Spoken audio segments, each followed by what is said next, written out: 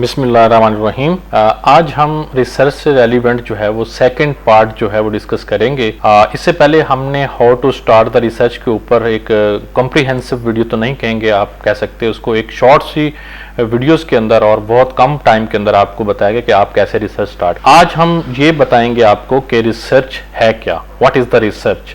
Research basically the syllable of the two words re and search. Re is meaning is process and search mean is finding. The basically research is the process of finding solution to a problem after thorough study and analysis of situational factors.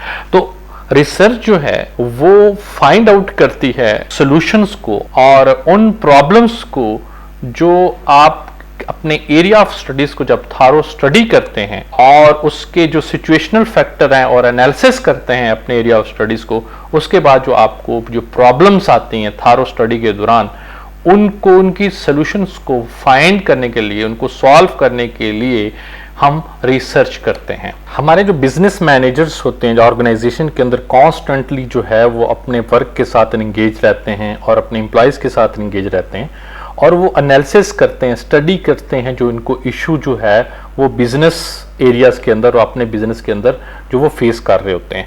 और सम activities जो उनको presently जो है वो उनको hurdle पेश आ रही होती हैं, जब प्रॉब्लम पेश आ रही होती हैं, वो उनको डिसीजन वर्क प्लेस के ऊपर डिसीजन मेकिंग करने के लिए भी वो रिसर्च एक्टिविटीज़ करते हैं।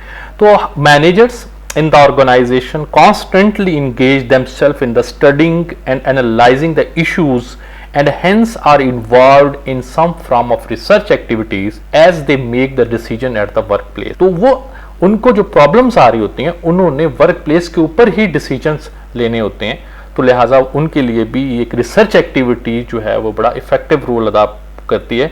Sometimes managers makes decisions and problem gets solved and sometimes manager make poor decisions and problem persists. The difference between making the good decisions and the poor decisions lies in how the manager go about the decision making process. जितना भी किसी manager का decision making process अच्छा होगा और वो research को understand करेगा, प्रोसेस को बेहतर स्टैंड करेगा, वो एक गुड डिसीजंस लेगा for solution of the problem. और वो पुअर कब होगा डिसीजन मेकिंग के अंदर, जब उसका रिसर्च की अंडरस्टैंडिंग और वो उसकी प्रॉब्लम जो है वो उसी तरीके से प्रेजिस्ट रहेगी क्योंकि उसने प्रॉब्लम को सही तरीके से, उसकी पुअर अंडरस्टैंडिंग है अबाउट द प्रॉब्लम सोल्यूशन की तरफ और रिसर्च एक्टिविटीज की भी जो है उसके अंदर अंडरस्टैंडिंग नहीं है।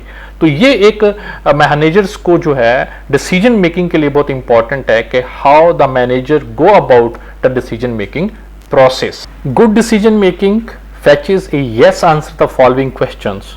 Number 1, do manager identify where exactly the problem lies? Number 2, do they correctly recognize the relevant factor in the situational needing investigations? Do you know what the types of informations are to be gathered and how? 4, do they know how to make use of the information so collected and draw appropriate conclusion to make the right decision? 5, do they know how to implement the result of this process to solve the problem? If the answers of all three questions is yes, तो इसका मतलब ये है कि good decision making जो है वो सही रिसर्च एक्टिविटी की बेस पे और प्रॉब्लम को सही तरीके से रिकग्नाइज करके, आइडेंटिफाई करके एक बिजनेस रिसर्चर ने और मैनेजर्स ने डिसीजन लिया है। तो गुड डिसीजन मेकिंग के लिए अगर इन क्वेश्चंस का आंसर जो है वो यस में है तो हम कहेंगे कि जो डायरेक्शन ऑफ रिसर्च है वो बिल्कुल सही है। अब हम बात कर लेते हैं रिसर्च एक्साइटमेंट की। The excitement of the research, modern technology has made research an exciting and made a relatively smooth process. Personal computer with any means to an internet connection places one with an easy reach of the knowledge of what is happening in the global market and how the world economy is impacting your business. Easy access है आपको information को, global information से, global market से,